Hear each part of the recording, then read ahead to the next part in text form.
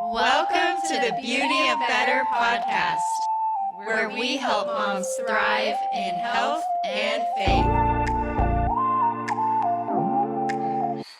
Hi there, mamas. We're so glad that you're here with us today. Happy New Year. It's a fun time of year. You know, a lot of times we have some New Year's resolutions, and it's a time of year for a reset. And so today we're excited to talk about a very popular topic this time of year, but we are hoping to kind of sort of bring some truth and light around the concept of fad diets.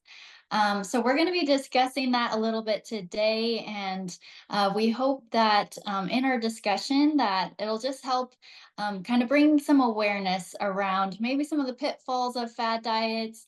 You know, a lot of us have had indulgent holiday season. Maybe you're filled up with cheese, all the charcuterie boards, and lovely glasses of wine. But, you know, a lot of us just come to the start of the year and we just want a reset. But sometimes we look to these quick fixes and these fad diets at the beginning of the year that promise these kind of short-term results that are quick but yet ineffective in the long term. So today, the four of us are excited to just talk through this a little bit more and shed some light on fad diets. So we're going to open up that conversation. I just wanted to share a little bit. So, you know, a lot of times we look into fad diets as a way for weight loss. But oftentimes with these fad diets, you know, it's not sustainable. And they can often have negative health consequences. So, you know, a lot of them are designed to produce quick results, but the weight is usually regained once these diets stop. And so that becomes really unsustainable, you know, and we can maybe do them for a period of time, but in the end, where our bodies are craving real foods and nutrients. And so we end up going back to old patterns and habits. Um, and so also the ladies are going to kind of jump in if they have something to share on any of these things as well. But another thing that fad diets, they often eliminate entire food groups and they severely restrict calories often, which can lead to deficiencies in essential vitamins and minerals. And our bodies, you know, are made for food, for whole foods and the nutrients that comes from that. So we're going to talk a little bit about just why it's important not to cut out whole food groups. We're really going to emphasize like what is healthy living and that we don't need to cut these things completely out in order to live a healthy life. Maybe I'll just let Danielle speak a little bit into, she has just such wisdom being a public health professor. So maybe she'll share a little bit into her thoughts Yeah, on I was this. gonna jump in there anyway, but and Yeah. I do so appreciate your background and your degrees in nutrition and just how you can speak truth and science into these conversations. I so appreciate that. Um, but yeah, just along the lines of cutting out food groups, I feel like that's what's so common with so many fad diets, where it's like cut out this food group, and what you end up doing is starving your body in one area or another. So then it starts burning more fat. But again, you're missing the nutrients and vitamins that come from the foods that you're cutting out. And I would just caution anybody from cutting out any food groups completely, especially if you're cutting out fruits. I've seen that and I'm shocked Yeah. by that. Like, cut out sugars, and that means fruits too. And it's like, oh, you're missing all your vitamins that are going to keep you healthy and that help your body Yes. function. And I just feel like I would caution just against any of those. I feel like our bodies are made to live on food, and food is a tool, right? It's a tool to help our bodies function the way that they should function, but we end up becoming almost like distracted and obsessed with food, where it's like, what are you missing out on because your mind is on food and fad diets and weight loss rather than Yes. what it should be on? I'm going to Yes. let other people jump in too. Yeah, that's so Yeah, good, I'll Dan. I jump love in that. really quick. So I think always asking the question, like, could I do this for a really long time is really important when you're thinking about what you're eating and how you're fueling your body. And most fad diets they're not intended to do for a long time. And they're intended to, like Kathleen said, they're intended to kind of give you this like quick fix, fast result. But if you can't sustainably do that for a really long time, like what do you logically think is probably going to happen after you stop that? Yeah. Versus creating habits where you're like, let's try to add some more nutrient dense foods into my diet if I've been having foods that aren't, right? And just thinking through like, what's the majority of what I'm eating? Do I even know? Like, or am I just assuming that it's bad or that it's good, but like labeling food as bad and good is not super helpful either. Just thinking like, is it more nutrient dense or is it less nutrient dense? And then based on, like we want more nutrient dense foods in our diet. It doesn't mean we can't ever have any type of sweet or indulgence. Like those things are enjoyable too. But I think having mostly nutrient dense foods, you're going to feel better. And if you're eating a bunch of fast food, I think maybe it is kind of tempting to say, oh, I'll just jump in and do a fad diet and then I'll reset my body and then I won't crave this stuff anymore. But you could also not crave it anymore by just adding in more nutrient dense stuff instead of focusing on all the stuff that you have to cut. Yes. So, That's so good, Kelsey. I just wanted to add in on that because, yeah, we're so often focused on the scale, and rather than being nutrient focused, we're calorie focused. And and also, in our culture, at least here in America, people are very much like kind of instant gratification. We just want results now. And when you look at how long it takes to form, bad habits, it's like it's going to take time to reform and reshape your mind in the way that you look towards food. And so, if maybe you've had a focus your whole life on the scale and on calories, it's going to take a while to shift your mindset to like being focused on like what is the nutrition in this food, how is it doing my body well.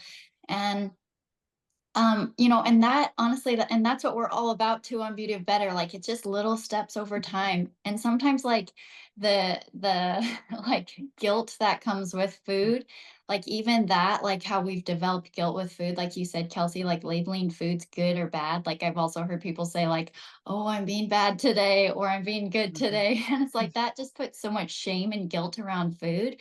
And I ultimately feel like, that's not freedom. Like God didn't create food to make us feel like guilt and shame. Like he made it to give us life and fullness. And so also by like being on these strict diets too, a lot of times like I've realized like how that takes us out of community, and food is also, and like the enjoyment of food is also so much tied to our health and well-being because it's about community connection, all of that. So if someone's doing a super strict fad diet, they're like, oh, I can't go over to these guys' house because, because I'm doing this diet and they're all eating this way. And so a lot of times, like these things can also just take us out of community, and that way, not be healthy in itself too. But anyway, I just wanted to reinforce that, like these little changes of changing your mindset of thinking like, yeah, like an apple is not bad. It's from the earth. It's got like just as we are. And it's got, fiber in there. It's got nutrition in there. And yes, it's got sweetness because sweetness isn't bad. God created that for a reason, And so just changing your mindset to be focused less on the calories, but more on nutrient dense foods, a step at a time, I think is so important.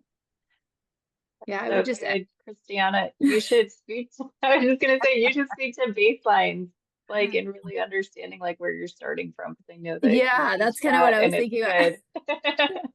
I know my mind was going there. I definitely want to echo just those small steps. I think one thing that we think about is the nutrient density, but also, some of the things we don't think about is like the fiber content, and how that keeps you fuller longer. So then maybe that's going to help you not overindulge on certain times. And even timing of when you eat and how much you eat and the size of what's on your plate and the variety can all contribute to creating a greater sense of balance. That's not perfection, that's the goal. Yeah. But you really, if you don't know where you're starting at, you can't set goals to move forward. So there's a lot of tools and resources um, today through apps or other ways that you can kind of see like what are your typical eating patterns. And when you do kind of get an assessment of it, it's not a I'm going to be good for 24 hours and this is going to tell me, you know, where I'm at. It's really giving yourself like at least 3, maybe 5 days to get a viewpoint, an overview of, well, this is what it's like when I eat out, and this is what it's like when I'm cooking at home, or if I have a really long work day, I'm skipping a meal. And so I eat large meals at this time, and just getting a realistic assessment, almost the same way when you go to a physician and they take blood work and blood pressure and, you know, thorough testing just to say like, this is where I'm at and that's okay. So, and then when we look at that, we say, okay, well, maybe my weakness is sweets, or maybe it's something that I'm drinking. How can I improve in this one area? Or, you know, maybe I'm just not getting as much of fruits and vegetables. Like, I'm going to try like a new one a week. And so we just say, like, okay, I'm trying, you know, mangosteen this week, or I'm trying apples or, you know, bananas, or trying something that maybe you haven't incorporated as regularly. With looking at that too, I feel like when you get an overall picture, sometimes you're not always excited about what the reality of your situation is. But really, if the goal is improvement, like you're not getting compared against someone else. It's against like, where are you now? And how can we just get a little bit better? And so like we have to have some type of baseline assessment to be able to measure that improvement. And one thing that I was thinking about as you guys were talking about too is the goal isn't just weight loss. Like weight is a combination of a lot of things. Like we have muscles and fat and bones and hair, and you know, we're different heights. And so we can't even compare to one another because it's we're all created differently. And the goal should be overall health and what is healthy for our unique bodies. With informed decisions based, you know, from physician consultants or science as well, to be able to say, okay, there's a certain percent body fat that is healthy, you know, too much or too little. So like we need to think that when we're eating things, it contributes to muscular weight, fat loss, you know, or maybe you're losing not just fat, you're losing other valuable things that make you who you are, like muscle weight or water weight as well. So that's another caution kind of against fad diets, but we can get into that in another podcast about types of weight. But we got to know our baseline to be able to know improvement. Yeah. Yeah. I think that with baseline too, it's important to approach that kind of full assessment without looking at numbers on the scale, as we mentioned, and without letting weight be the driver for it, but let patterns be the driver for it, and really see maybe you're doing so good in an area with nutrient density, and maybe there's another area that needs improvement, and just really looking, what are you eating? How is it contributing to your body? And just looking at it as more of a holistic approach rather than just, I don't like my weight, I want to lose weight. Like, I feel like that's where a lot of people come from. And I think what it really ties to is motive, right? Like, what is your motive for wanting a fad diet? What is your motive for even wanting a reset, which is a normal, healthy thing? Yeah. Like, we even all talk about how we want resets in different areas. And it's like, it's okay to want a reset. It's okay to want change, because we should always be striving to be a little bit better. But what is your motivation for that? And is it to be stronger? Is it to be healthier? Is it to be able to play with your kids and have energy? And just really digging a little bit deeper with that. Yeah. Yeah. So, ladies, I guess maybe what are some of I'm kind of putting you on the spot here, but what are some of your maybe personal tips that have worked for you? Or if you even just have a suggestion for some of these mamas out there, like what are some of the steps that just like 1 or 2 steps that they could take in this new year to start off, you know, one foot in front of the other, like towards becoming better? I think one thing we've instilled kind of in our family and our just eating patterns is that with having little ones, it seems like the kitchen is always a very active place in our home. And so, you know, maybe we've got 3 meals a day and 2 snacks a day. And so kind of our family theme when it comes to food is that, within each meal and each snack, there has to be a fruit or vegetable. So, with breakfast, maybe that's like cutting up a banana and mixing that into, something that they're eating like oatmeal, or just eating it on the side. But if we kind of have that pattern that we're looking for either a fruit or a vegetable within the 5 separate times that we may, snack or eat, then it just embeds it in rather than having to have like, oh, I didn't eat any all day long. And so now I need to fit it in. And it's gotten to the point that even when my kids pack lunches, they're like, oh, I've got to get my fruit and my vegetable and my grain and my protein. And so they've got their little bento boxes that they know they got to hit their food groups when they're packing, and so that they can, meet that goal for the day. Yeah, that's so good. I love that. I think we do something kind of similar, Christiana. I think for us, just thinking about, I like how you said, think about like either fruit or a veggie. We kind of do that too, but also with like protein, how can we like every time we're eating, can we get a protein, a fat, and a carb in that snack or meal, which can be kind of hard to do sometimes, but I think I mean, and even like my 4-year-old gets it. He's like, "Oh, mom, this has protein in it."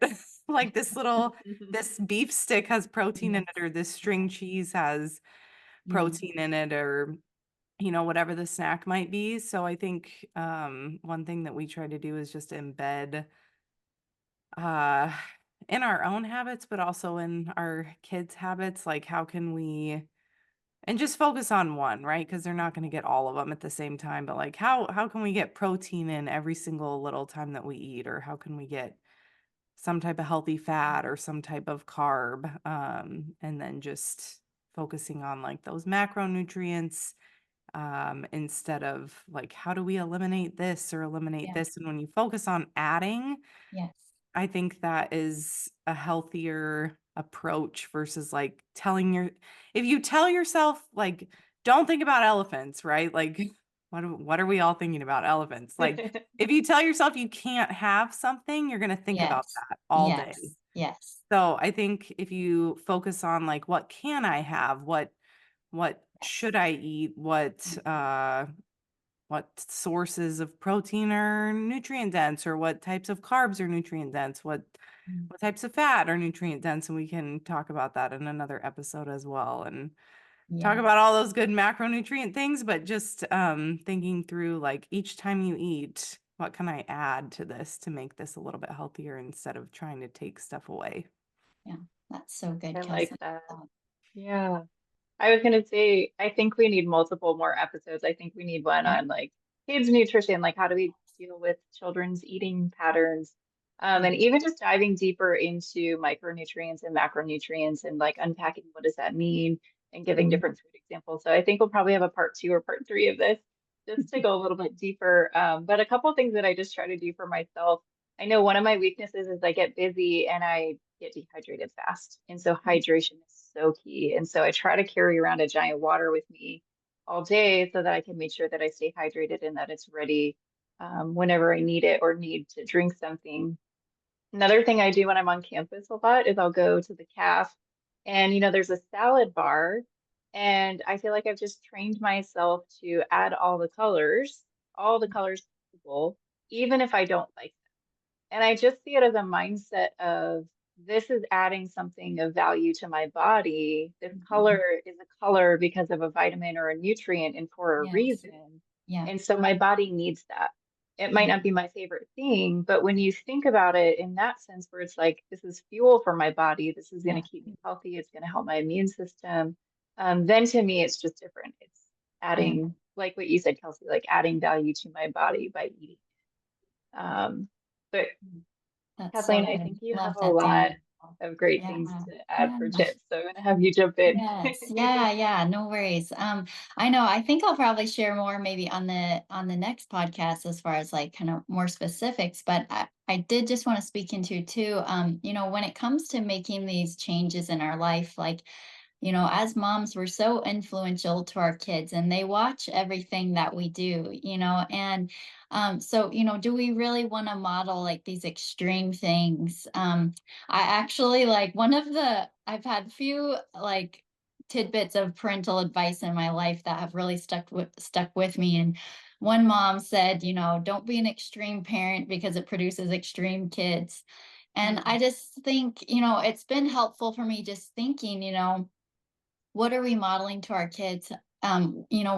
At Beauty of Better, we're also about generational health and speaking into the next generation and helping model good behaviors for our kids. And, thinking about little changes over time, like how that is sustainable and how our kids are going to be able to see that. And I actually had an encouraging story because, at times I've like struggled. My kids are picky eaters. Usually I have to blend any vegetable or fruit. I mean, they're getting better with fruits, but like I have to make like broccoli smoothies and like cover it with fruit, to get my kids to eat it.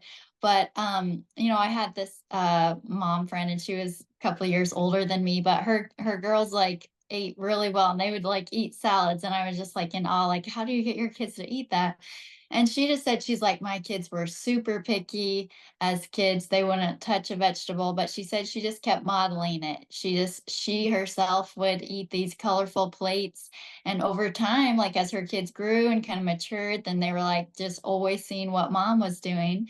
And then eventually they picked it up. Eventually they were like, oh, this is what you do. And so then that was just encouraging to me because I was like, we model these things to our kids and, whether they pick that up fully or not, I do have hope that, as we model these things, like our kids, will pick up good habits, whether that's in exercise, eating well, all the different things that we work towards in our own wellness. So knowing that as we care for ourselves, sometimes a lot of moms feel guilty taking time to care for themselves, but it's like we are modeling to our kids what being healthy is. So giving yourself permission to take things slow, to take it one step at a time, if that's drinking more water or adding more protein to your diet, adding more fruits and veggies, just all these little things over time.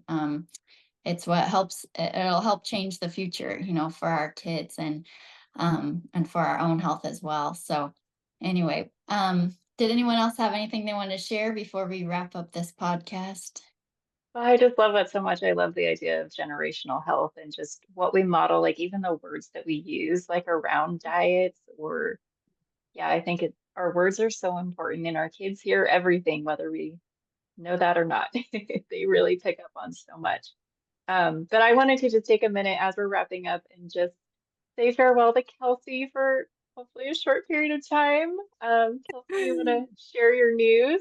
Yeah, so I am probably gonna be having a baby in the next couple weeks, so I will be out of commission here for a little bit, but you never know when they're gonna come. So this will probably be my last episode for a little bit, and then I'll jump back in when things allow for that. So yes.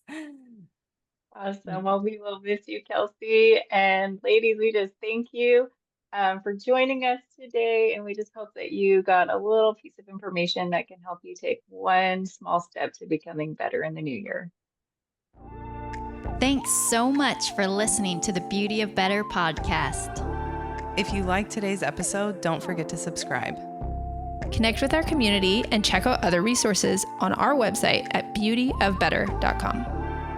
We hope this podcast helped you take the next small step to find the beauty in becoming better.